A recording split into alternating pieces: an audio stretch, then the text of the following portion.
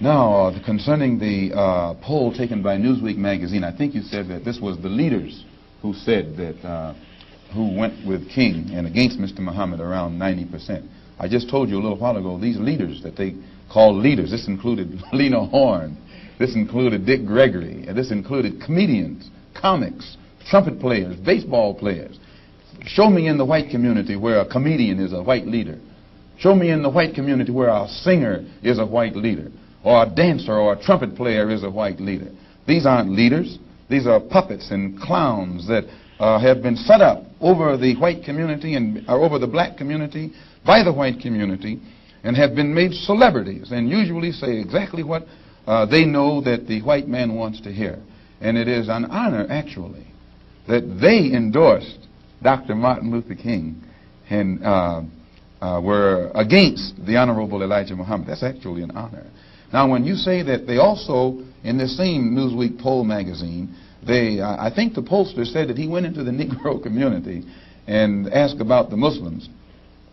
And many Negroes whom he asked said, well, I never heard of the Muslims. Who are they? You know, this is the rank and file we're talking about. Oh, yeah. Now, when they got down to the rank and file, this was the answers that they got. This is equivalent to the situation in Kenya during the Mau Mau uprising, when many frightened whites in Kenya, Africa, would go among the Africans and ask them, what about the Mau Mau?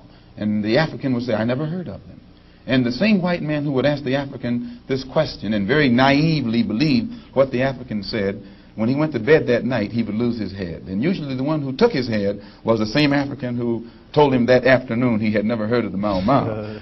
Except in the Newsweek poll, they used Negro interviewers. You'll find that oftentimes Negroes are as much on guard around Negro interviewers, who usually represent the bourgeois element of Negroes, as they are on guard around whites. Usually Negroes know that when this bourgeois Negro walks through the door, he is not doing something that he's initiated himself, but he's involved in something in which the white man is the absolute author of and has sent him to the Negro community for some information. And when they give that Negro some information, usually they give him the information that they want him to take back to the white man, because that's who he's going to take it back to. 4 more minutes. Our time is just about up, Minister Malcolm, and perhaps you could summarize and conclude by giving us, in your opinion, or in the opinion of Mr. Elijah Muhammad, what would be the ideal solution to the racial problem in the United States today?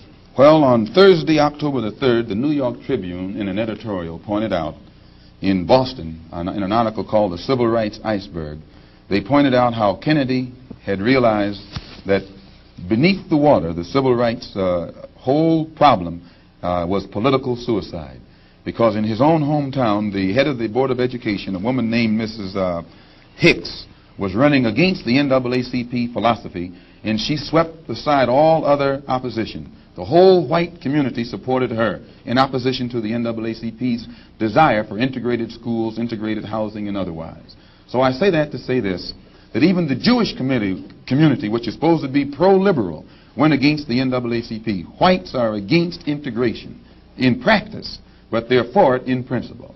So the only solution is separation. And the Honorable Elijah Muhammad says that this can be brought about simply by letting our people be exposed to the truth about ourselves, about the white man, about our history and our condition in this country. And once we are exposed to the complete truth about things as they actually exist in this country, the masses of black people will choose complete separation from this entire system, political system, economic system, social system, and whatever other aspect or description or adjective you want to attach to it.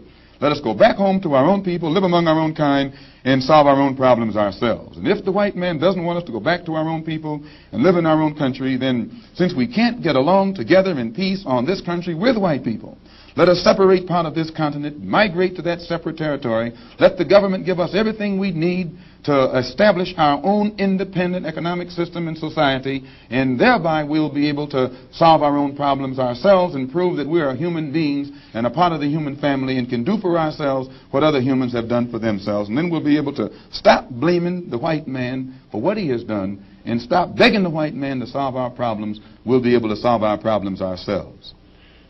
Thank you very much. That's it.